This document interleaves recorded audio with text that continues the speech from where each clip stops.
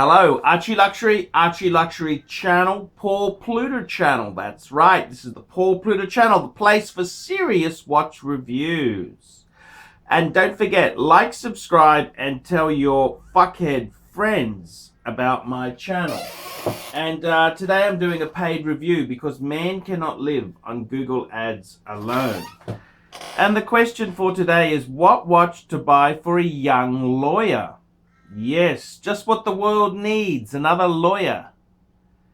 And I gotta tell you, fuckers, you know, this whole 80s thing, self-interested, greed is good.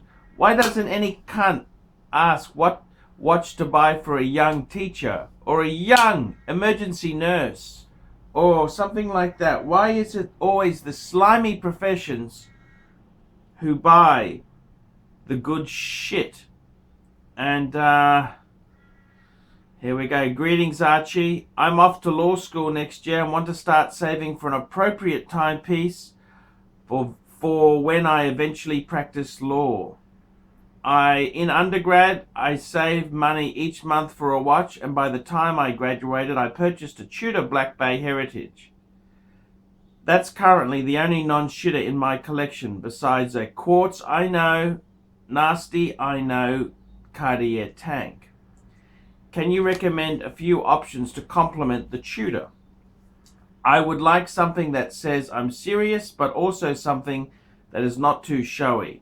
I don't want to look like an insufferable spoiled cunt. Thanks for reading. I'll PayPal you when you agree to. So this is for Juani. Okay, Juani. Now let's have a look at this here. A lawyer's watch, white collar work, professional. I gotta tell you, it ain't all fucking milk and honey. You should read the book, The Pinstripe Prison. It'll tell you about fucking billable hours and shit like that. What would I recommend for a lawyer or someone in a white collar profession? I gotta tell you, I'd try and say, okay, you probably want something in steel. You want something conservative. Probably one of the best all-round watches is the Rolex Datejust. I mean, this type of watch here, you can get a 16234 white gold bezel with steel. They're quite good buying on the used market. If you wanted to really push the envelope and say, wow, I want something a little bit more modern, sporty, if you're going to go Rolex, I would say to you, you should go for a Rolex Explorer 2. That is a fantastic watch, and fuckers, and the best thing about an Explorer 2 is, with the white dial, it's quite dressy. So that's a really great piece to choose. I got a good friend of mine, Descartes, you know him, he's been a staff reporter, really amazing wristwatch collection, really nice guy. He's a senior partner in a big American law firm. And interestingly enough, his first watch was a Rolex GMT.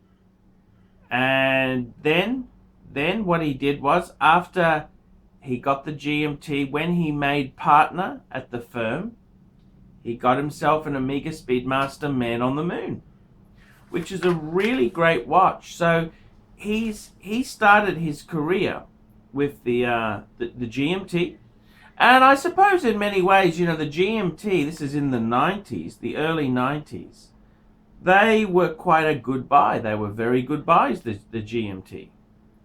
And they've gone ballistic now. The GMT's gone ballistic, and the Explorer's become a bit of a dog, and life has changed. But I gotta tell you, I'd honestly recommend to you to buy something from the Rolex range. Now, the reason I say that is because all the Rolex Oysters are waterproof, and that's one of the big killers of these watches, is accidentally getting water into these things. And I mean, there's a whole range of really good watches.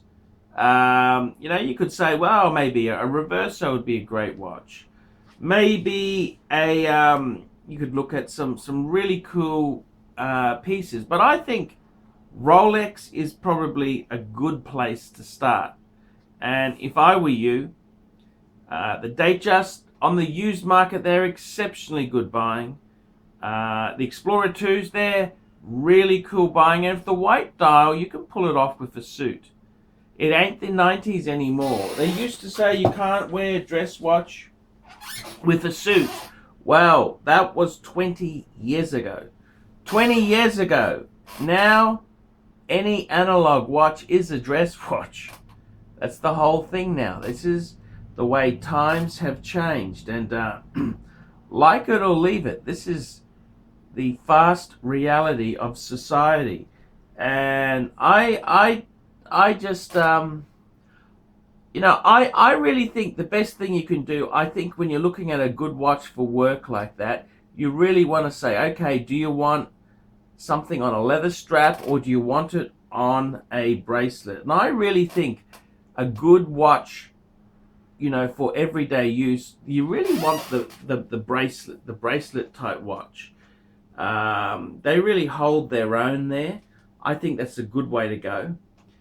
I love Rolex because it's waterproof. It's such a dynamic brand. And on the used market, you've got some really good buys there. I don't know how much money you're going to save and how much money mummy and daddy are going to chip in for you. But I can tell you, it's a cool thing to have as a Rolex. And, that's where I'd be starting. I reckon that's the way to go.